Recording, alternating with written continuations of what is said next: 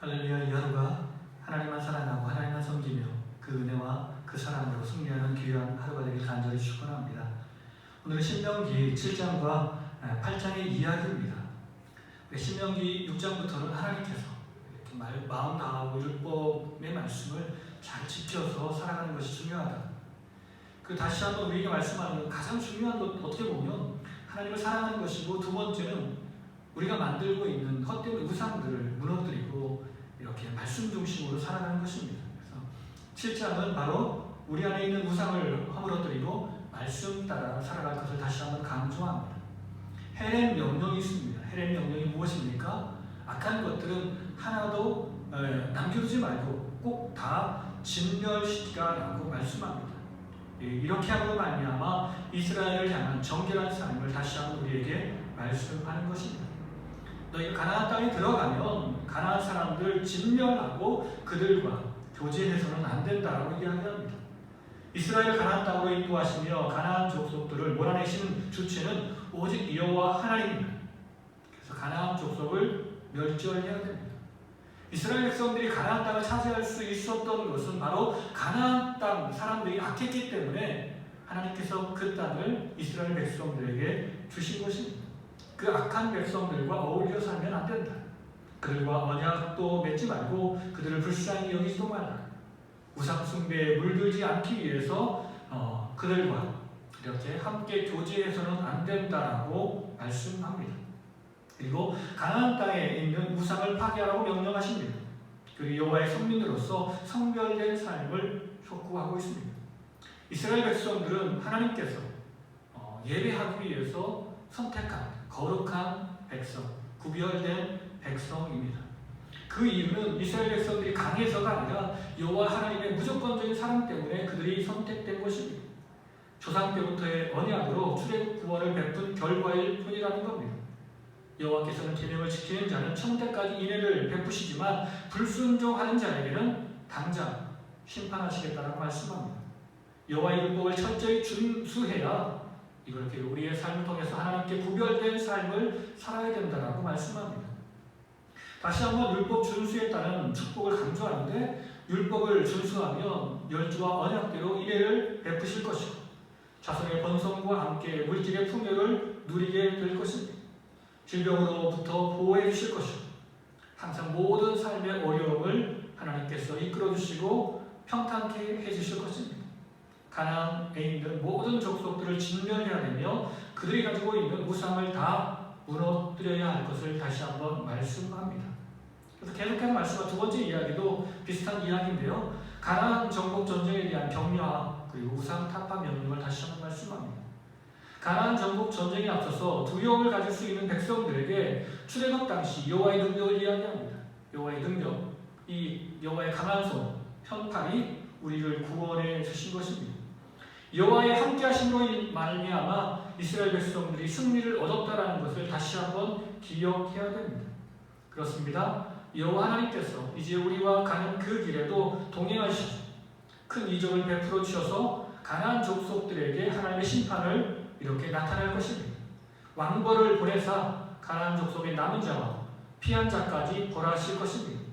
권능의 하나님 우리와 함께하심으로 말미암아 너희는 두려워하지 말라라고 말씀합니다.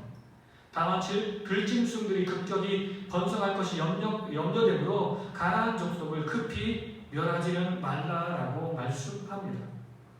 하나님께서 함께하사 가나안 족속을 이스라엘 손에 붙이심으로 반드시 가나안 족속을 진멸케 하실 것이다 라고 말씀하는 겁니다.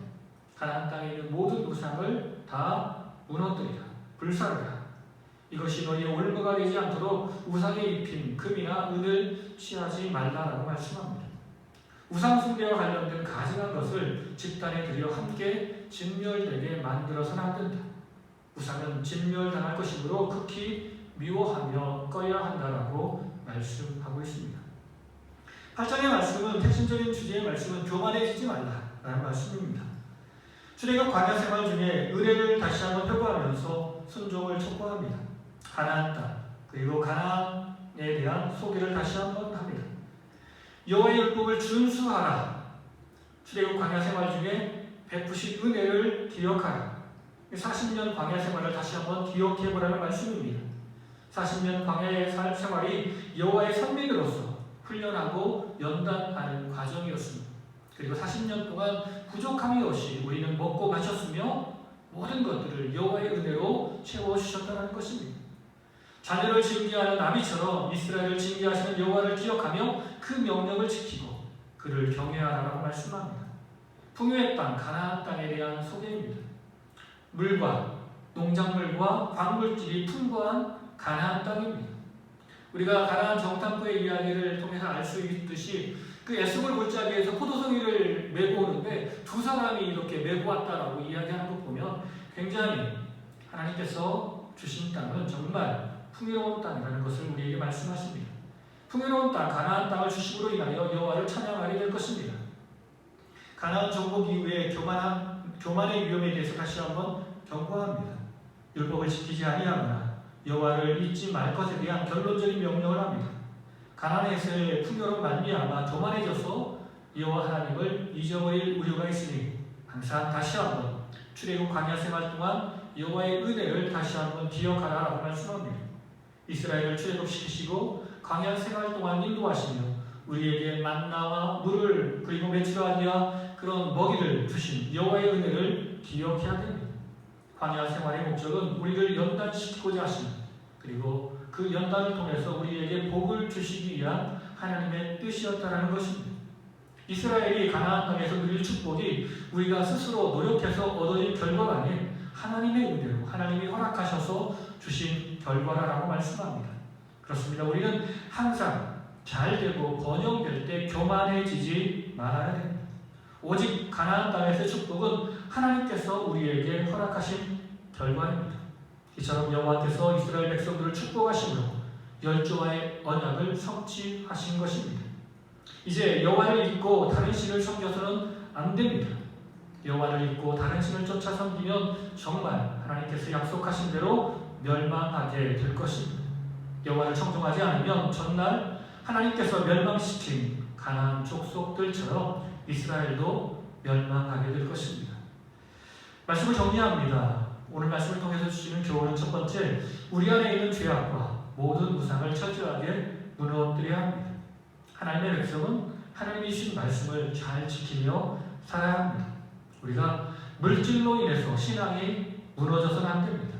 항상 우리가 환난당하면 우리의 믿음이 연약해지는 사람들, 어떤 사람들은 물질이 풍요해지면 그 물질 때문에 하나님을 의지하지 않는 사람들이 있는데 고난 중에서도 여호와를 바라고 그리고 우리가 풍요한 삶을 살 때도 여호와를 바라는 주의 백성들이 되길 간절히 축원합니다. 마지막으로 여호와를 항상 기억하며 살아야 할 줄 믿습니다. 오늘 하루가 바로 말씀을 기억하며 여호와를 기억하며 우리를 향한 하나님의 사랑을 기억하며 감사하며 찬양하며 예배하는 귀한 하루가 되기를 간절히 축원합니다. 사랑이 많으신 주님 감사합니다. 주님이 우리를 거룩한 자녀 삼기 위해서 희생하시며 헌신하신 것을 우리가 기억하며 우리 안에 있는 모든 우상을 무너뜨리고 우리가 주 앞에 거룩한 백성으로 살게 하옵소서. 하나님이 주신 말씀이 내 삶의 길이 되며 목표가 되게 하시고 그 말씀의 길을 따라 주님을 쫓아가게 하옵소서. 세상의 풍요로 인해 주님을 잊지 않게 하시고 가난으로 인해 주님을 원망하지 않게 하옵소서. 항상 여호와 하나님만 주님만 내 마음에 품으며 주님과 끝까지 동행하는 삶을 살게 하옵소서. 살아계신 예수님의 이름으로 감사하며 기도드립니다. 아멘.